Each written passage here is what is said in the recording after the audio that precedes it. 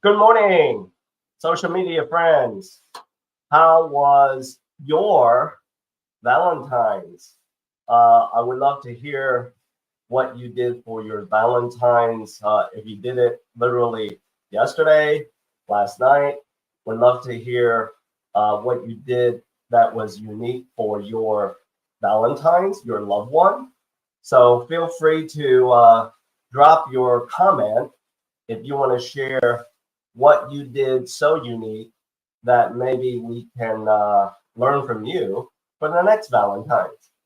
For all of you watching us today, either live stream or watching this as an on-demand recording, thank you for sharing your time with me today. You are here in today's episode of Selling That House. My name is Bill. I'm one of your hosts. My other host today, Chris, is tied up running a real estate team. So if I don't see him in the next minute or two, my suspicion is that's what's got his attention for right now. And he will certainly join us when time permits in the next upcoming episodes. Today, I've got a guest who I connected with on social media, on LinkedIn. And the reason why I connected with him, it was because many of you have heard me drop this in my conversations with you, whether it be an in-person conversation or through my social media podcast episodes or whatever, phone call. And that is, this cliche, this mantra that real estate is a team sport. And the question that I'm always asking myself, perhaps you should be asking the same question, is do you have the right people on your team? So if you are a seller, I ask you that question. Do you have the right people on your team helping you accomplish your next goal? If you are a buyer, same question. If you are a real estate broker, so potentially you and I may be called onto the field to participate as team members, to move a play, to move the ball to the end zone. Do you have the right team? And so today, my guest, who I connected with on social media, is all about helping his peers, helping others to be more effective team players. So all of that being said, let me welcome Jim into the room today. Good morning to you, Jim. Well, hey, Bill, how are you doing today? I'm doing very well. And by the way, for some of us who may be from the Midwest, up north in the U.S. states, that detect, oh, Jim, you have kind of an accent. So Jim, let's start with where are you coming into today's conversation from? I am in South Carolina. I've lived in South Carolina for 50 plus years. Wow. Almost 50 now, years. If I remember though, after we had some conversations, you did move to South Carolina from a northern state, did you not? That's correct. I was born in New York, actually in Queens. Wow. Yeah, long time ago. Long time ago. So over 50 years, several decades, you've perfected your southern drawl, sir, right? Well, unless I'm talking to somebody from New York, and then it just goes right back. It's amazing how that works. I love it. I love it, Jim. And by the way, I think I shared this with you.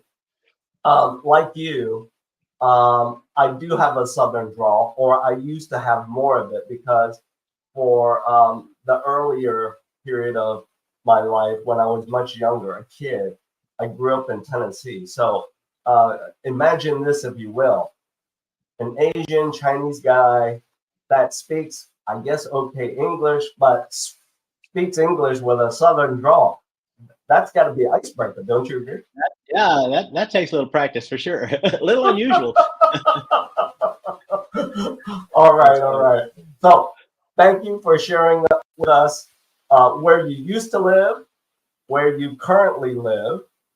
I had teased the audience about how we connected together, and it was because you launched this program, you got this platform that is all about mentoring, giving back to your peers who are real estate brokers, correct?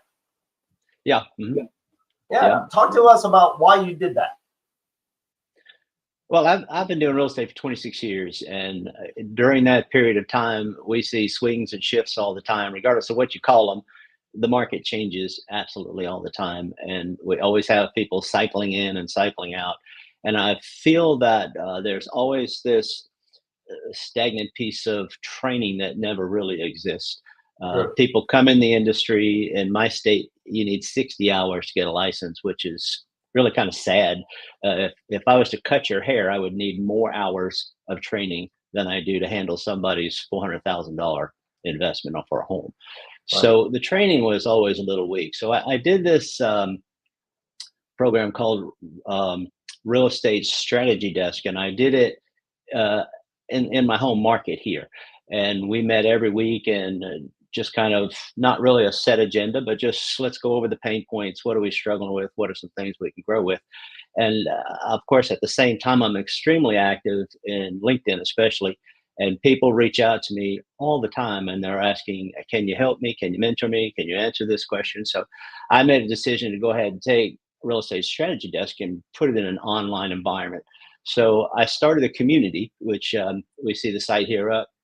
And the whole idea here isn't I'm not out to be a mentor. I'm not out to be a coach. I'm just out to give back to a community that I love. The real estate industry is just a beautiful place to call home and make a good career, but we need to be stronger at what we do. And we have a lot of weak points. So I set this up to kind of go through the roadmap here and deal with pain points, collaborate together so we can share them. There's nothing better than to throw something on the table and somebody said, hey, I've been there, I've done that. Let me show you the way out. And had that kind of environment there, a place where we can be accountable to each other. And we all know you can't hold anybody to accountable, but you can hold them to a standard and give them some consequences if they don't hit, right? But True. We're only accountable to ourselves.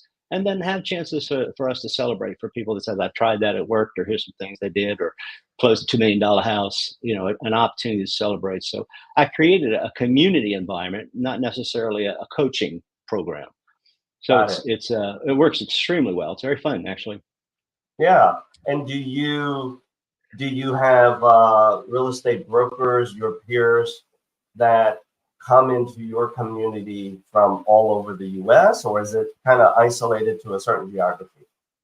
Well, we just got started in November, so I'm not out to be a big, huge thing. It's kind of a smaller group, but I have a couple of people in Canada. I have somebody in Hawaii. I've got a couple of other states and a good handful of them here in South Carolina. So the core people that came on in the very beginning were, of course, people local to me that are loyal and support me in what I do. So that was the core part, but it's extended out.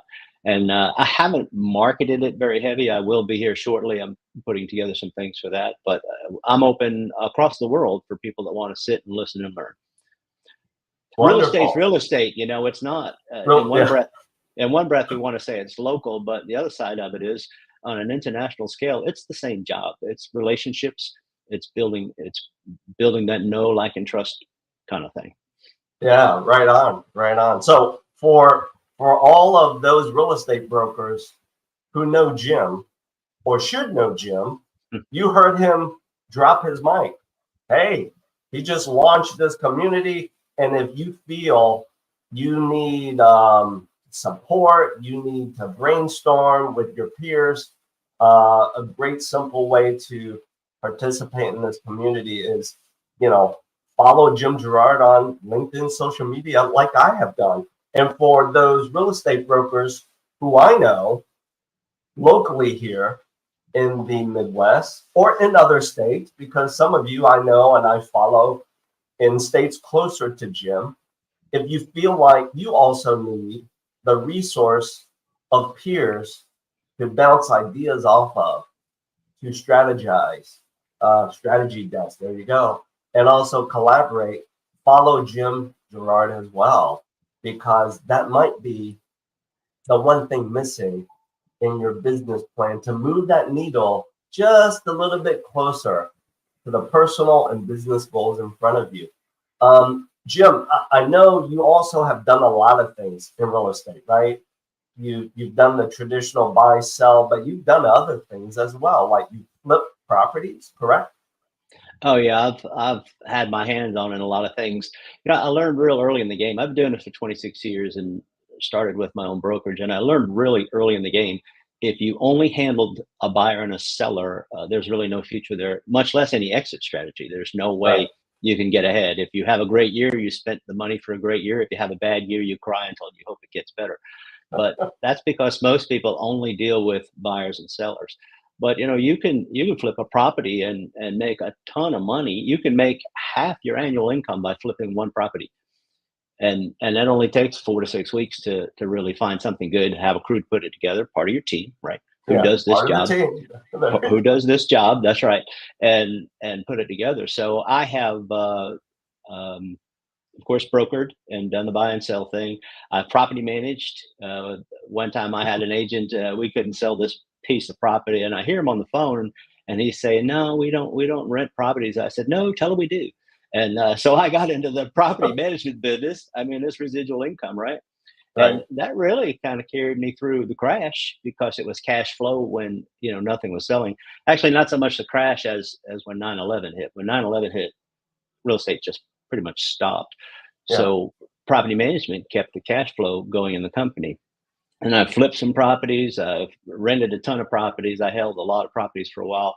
And I've do something other people don't do. I pick up houses and move them. So No, you I've done do. that about 7 or 8 times. Yeah, that's an interesting ordeal. People say like a mobile home. I said no, a stick built brick house. We drive it down the road and put it somewhere else. And it's Oh, kind of an that's interesting ordeal. that is interesting. So when you have done that with this last pillar of your business, you probably had to move this stick-built home on a big truck with a sign "wide load, stay away." It's a very interesting ordeal. So there's rules of how wide it can be taking it down the road. But Okay, we do it with a police escort because we're lifting wires and we're blocking roads, and some roads you can't have traffic either direction when you go down right, it. We take out mailboxes, which really right. make people very upset. People don't realize you don't own your mailbox once you stick it in the ground. It's a federal piece of property. So Oh, yeah, they get very okay. mad when you pull up a mailbox, but it's like, hey, the inside of that box is owned by the federal government. You can't put anything in there. And if they want to pull Yeah. it out of the ground, they pull it out of the ground. So we have a police escort on the front and the back of the Okay. whole convoy as it goes down. But part of that's to block the traffic too. But it's a very interesting way to do a project. And for the most part, if you've ever studied it, the houses are free. So you get the house for free. You just pay to move it. So Hmm. and of You're course you right. get a piece of land. Yeah, but You're right. most of the time the houses are like if your traffic department is changing roads around, all of a sudden that house is in the middle of the road, so they tear it down or they give it They move away. it. They have no use Yeah, for they it. give it away. Yeah, Yeah, so yeah. it's cheaper for them to give it away than it is to tear it down and clean the lot. That's true. Now, when Yeah. you've had to move a house and you get the police escort in the front and the back, I'm assuming the cost of that police escort is coming out of your pocket, right? Yeah, that's all part of the cost of doing business. Right. Yeah, up here by us, it runs about $400, Does which it? Okay. isn't very bad. That's Usually, not it's too off. bad. No, it's off-duty police officers. They still get to use the car, so it's a side hustle for them. But 400, True, true, bucks isn't so bad to keep traffic out of your way and all that stuff. true. Have you ever had one of those police officers with you calling on them to escort the move of this house? Have you ever had one of them say, Mr. Girard, I'd like to buy that house? Or pivot, I'd like your help to buy a house. Has that ever happened to you? Now that hasn't happened yet. Most of them think it's quite amazing, but generally it's just 2 or 3 police officers. But no, haven't had that be a lead connector yet. Well, there you have it. I just planted this crazy idea out there in the social world. Police professionals, first responders, we'll generalize this. If you have an interest to buy a house that's getting moved by Jim Girard and his team, because, hey, you love the house, but you want it in a different location, apparently Jim and his team can help you. Well, I probably should put on the house, this house and others for sale. Give me a call. Yeah. I love that. Great idea. Just follow along. Exactly. And to the mantra of your real estate strategy desk, right here, right now, we just collaborated with each other. That's exactly right. That's exactly right. Yeah. And I got an idea out of it. See there? There you go. There you go. Let's now move the conversation to this part. For those real estate brokers who have made it past year 2, and they are now scratching their head with, I know I can do more, I want to do more, but I feel I'm stuck. What would be your response to that limiting belief? What's stuck in their head? What would you say to them? Well, right now, anybody that's been in the business 2 or 3 years came out of what's probably the most golden times to be in real estate. Right. COVID, even though COVID was a sad sickness, it was also a prime time to be in real estate. I mean, we if we were lucky enough to stick a sign in the yard, we got 10, 15, 20 offers before we walked away from the driveway most of the time. As soon as it went live, it happened. So those people now that have 2 or 3 years in the industry, they have to learn the job. Now we have to learn how to market. We have to learn how to build relationships. We have to learn how to communicate with people. So, of course, a big part of it is getting in their head and what are you doing now? Right. And even from COVID is such a landmark in our lives. Prior to COVID, we all did the regular mail stuff out, knock on doors and all that stuff. After COVID, it's so much social media now because such a huge group of people work from home.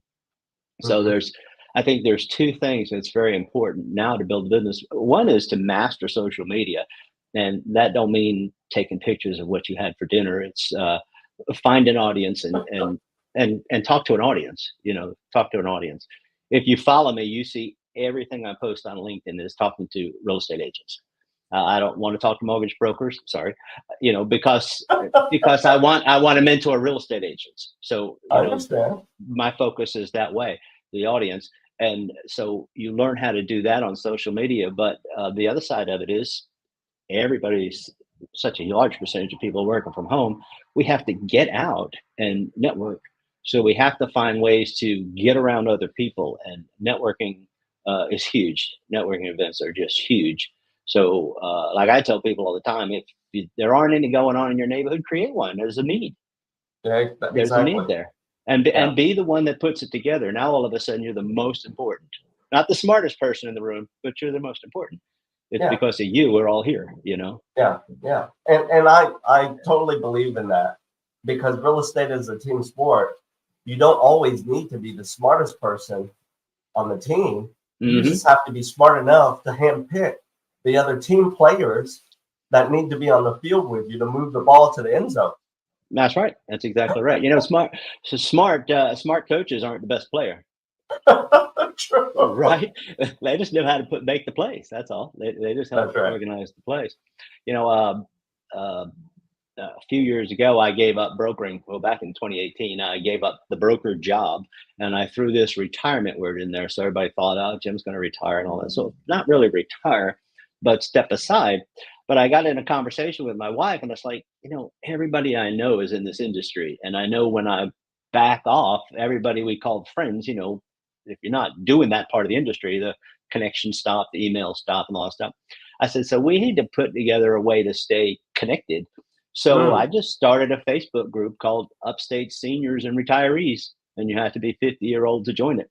There's 1,500 people in there, and they do their own thing. We started with luncheons. We do luncheons. We have a little talk. We have somebody come in and talk about reverse mortgages. Sometimes we just do that. Now we have people that do quilting, they have book clubs, they go bowling together, they take walks together. All that happens inside this networking group that I put Right. together on social media. I tied them both together, and I don't have to go there all that much. It just runs all by itself. Oh, So, wow. so the answer to Wow. your question is get out of your box, get away from the Right. traditional stuff, step out of your office because they all have old ideas, and Yeah. get out there and create something that works for you. Yeah. Plain and simple, you know. Yeah. Yeah. And in that spirit, no offense taken, Jim. I know what you put out on social media is to share it and attract your peers, but it certainly caught my attention. And because it caught my attention, back to your advice, pearls of wisdom, I got out of my box and I literally just cold called you and said, Jim, we need to talk. And it worked. Here we are. And it worked. And it worked. Yeah. And here we are sharing more nuggets about networking, the knowing, liking, trusting each other. And of course, you know, the one passion project that you have launched that you are building upon your decades of success, which is the real estate strategy desk. So as we wrap up today, I have a call to action to your audience and my audience of real estate brokers. If you are a newbie, if you are a veteran, just like Jim said, push yourself outside of your comfort zone. If you are not finding a way to tiptoe or dive in head first to leveraging social media, well, real easy. Here's my call to action for you. Follow Jim Girard. Find a way to connect with him. Maybe, just maybe, if he likes you enough, see, it starts with that. If he likes you enough, he might invite you to participate in his real estate strategy desk. For those brokers, real estate brokers who know me and who I know you, and I certainly know all of you want to do more in less time, do more with a better balance of work in your personal lives. My call to action for you is yes, absolutely. Follow Jim Girard, connect with him on social media. You heard it. He's quite active on LinkedIn and Facebook. Oh my gosh, I'm impressed, Jim. A Facebook group community of 1,500 participants. Hats off to you, buddy. Retirees, yeah. Hey, it doesn't matter. That's one of our biggest markets. That's right. It's called the silver tsunami. Have you heard that phrase before? Yeah, I have. Yes, I have. Okay. So my call to action for those of you who know me, who follow me, and who I know, I share that call to action with you as well as we wrap up today. For those of you who may be a real estate broker, maybe for as long as Jim has been, or shorter, it doesn't matter. If you have a unique story, a unique idea, just like Jim has shared with you today, I invite you to scan this QR code. I would love to start a conversation with you. Why? Because back to Jim's call to action for you. Get yourself outside of your comfort zone. After you scan my QR code, let's have a conversation. I would love to hear what is your unique idea so that together, because real estate is a team sport, together we can help you promote your great idea to attract more relationships that will matter for you to get to your goal. So Jim, thank you for sharing your time with me today and my audience members. And as we wrap up, I hope you have a great day there in South Carolina. Love the accent. It brings back fond memories for me. Y'all come see me. There you go. Love it. Love it. Thank you, Bill.